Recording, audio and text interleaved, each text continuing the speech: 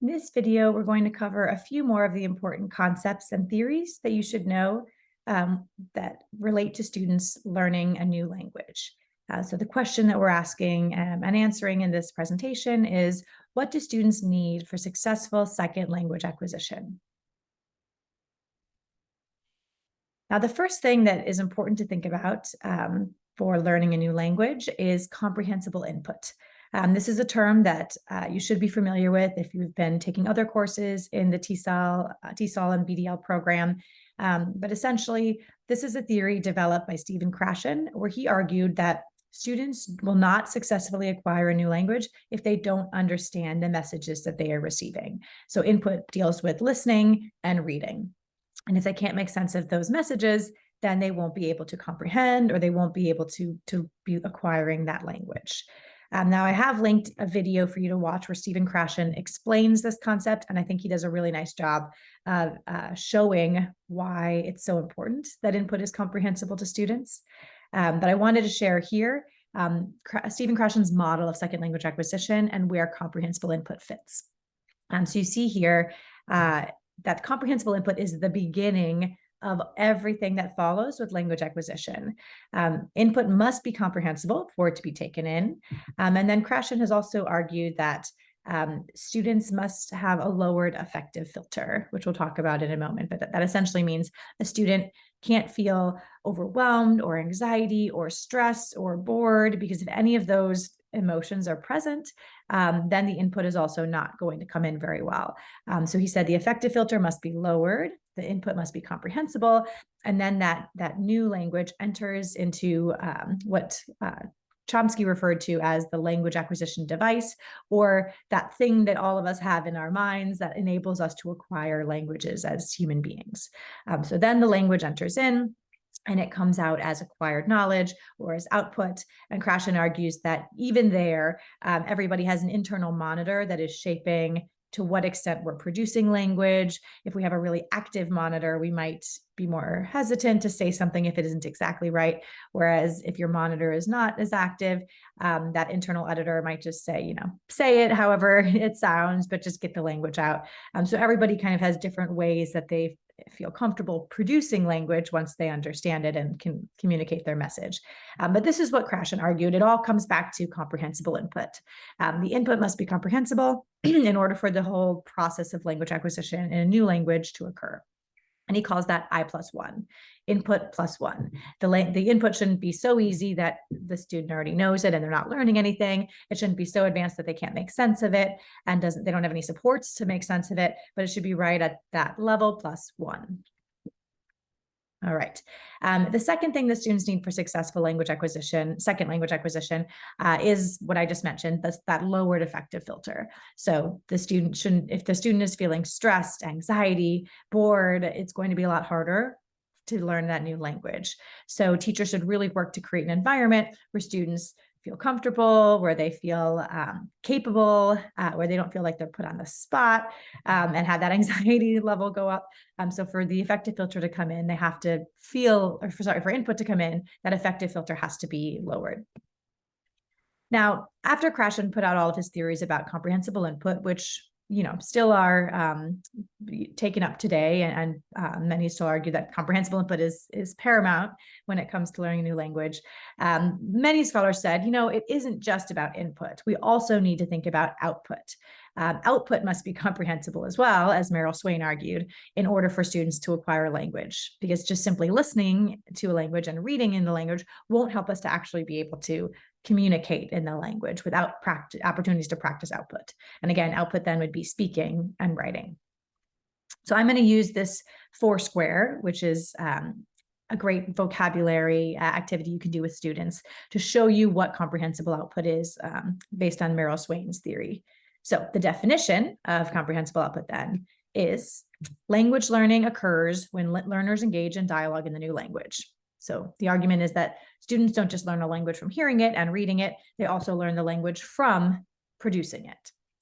So characteristics of comprehensible output, or of this hypothesis, is that it is through talking that learners begin to notice what they want to say and what they aren't able to say yet, So then they begin to test hypotheses about how they think they could say it. And then they get feedback from the interlocutor or the person they're communicating with about what they're saying. And if it's correct or not. And then they continue to engage in that ongoing reflection on the language they're learning as they're experimenting and when they're producing language. So she argues that we need to have comprehensible output as well if students are going to be learning a language, that the language learning happens through producing output. So some examples of this might be a student who says, he go to the party. And then the person he's talking to says, oh, he went to the party. And then maybe the student notices, oh, they recasted what I said, goed as went. Yes, he went to the party. That is what I was trying to communicate. So kind of picking up those cues from the person that you're communicating with helps the student learn something about language. So here's an image that I used for this, just showing students and people engaging and that, making that comprehensible. All right, so we've got 3 things. The fourth and final thing that we're going to add to this presentation of what students need for successful second language acquisition is scaffolded instruction. Now, you read about scaffolded instruction in chapter 1 of your textbook, Scaffolding Language, Scaffolding Learning, which is the book that you're going to be reading throughout this course. And scaffolding is not a concept that emerged from the research on second language acquisition. It's a concept that emerged in research on learning. It's a learning theory, but it's been applied to second language acquisition because it helps us to understand what students need in order to learn and in order to learn in a new language. And this was developed by Wood, Brunner, and Ross in the 1970s. So what is scaffolding? Well, the word scaffolding comes from the word scaffolding that is used to describe what's put around a building as it's being constructed. So it's really a metaphor for thinking about learning. And so scaffolding for a building is used when the building is being built to ensure that it doesn't fall down, right, as the structure is being constructed. And then once the building is complete, we don't leave the scaffolding on the building. It would look pretty awful if all of our buildings were covered in this metal and wooden structure. The scaffolding is taken off because the building is now able to stand on its own. It's complete. And so Wood, Brunner, and Ross used this idea to talk about the process of learning. And Gibbons, in the chapter that you read, kind of describes it like this. She says it's temporary assistance by which a teacher or another student supports a learner in doing something so that the learner can later complete a similar task independently. So they're the types of supports that are given so that a student is able to do something that they wouldn't have otherwise been able to do independently, so that as they continue to practice and master the skill, they later can do it independently.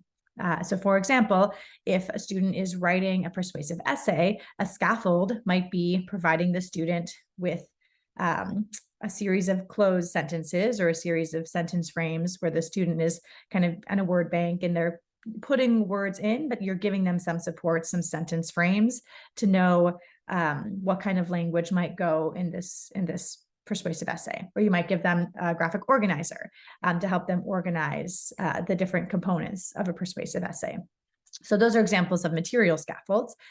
You might have students work in a small group on an activity instead of independently, because you know that within that group, there are students who have already mastered certain skills. So maybe they're practicing multiplication, and you know that there's at least one student in the group who has mastered some of the multiplication facts that you'll be practicing. So that student, in working with the other learner, is being supported to also gain competency in those skills. So it's anytime that temporary assistance is provided by a teacher or a more capable peer so that the student can be learning how to do something or how to use language in a particular way that they, once the scaffolds are removed, would be able to do independently later. And the term scaffolding comes from a theory developed by Lev Vygotsky, who was a Russian scholar, and he developed a theory called the zone of proximal development, which you may have heard of in your other courses as well. And so the idea of the zone of proximal development, or the ZPD, is that learning happens in the space between what I already can do independently and what I can't do independently.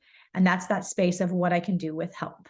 He said that is where learning happens. When someone is assisting us, or we have materials that are assisting us, or classmates, teachers who are providing that additional level of support, it helps push us from what we can already do by ourselves and what we can't do by ourselves. It's that in-between space of what we can do with assistance. And so this is what learning theorists argue is the space where we need to get to support learning, and those who research second language learning argue the same thing, that we need to get our language learners in that same space.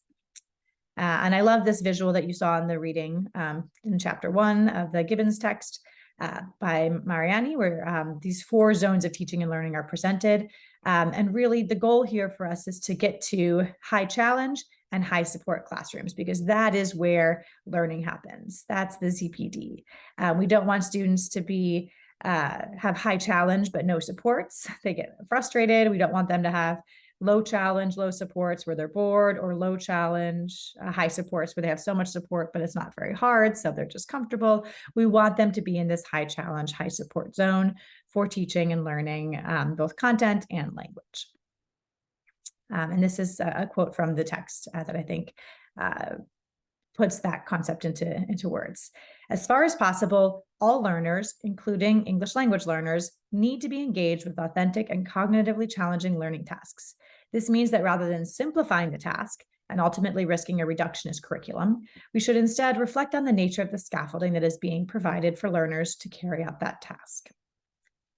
And Gibbons later in the book, you'll see, it talks about moving from simplifying to amplifying, which I think is a really nice way to think about this shift. So rather than make something just easier for our emergent bilingual students, our multilingual learners, how can we provide more access, amplify what we're asking them to do by adding visuals, by including sentence starters and a word bank, by having them work in pairs instead of independently, so they have the support of a classmate, amplifying what we're asking them to do, so they can still engage in a cognitively challenging task, but they have some additional language supports or scaffolds to be able to do that.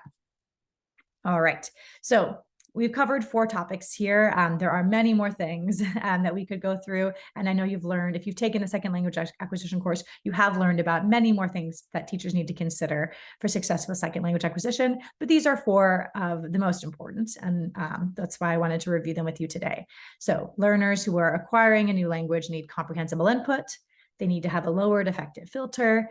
They need comprehensible output or opportunities to produce output so they can be testing out their experiment or their hypotheses and learning from them.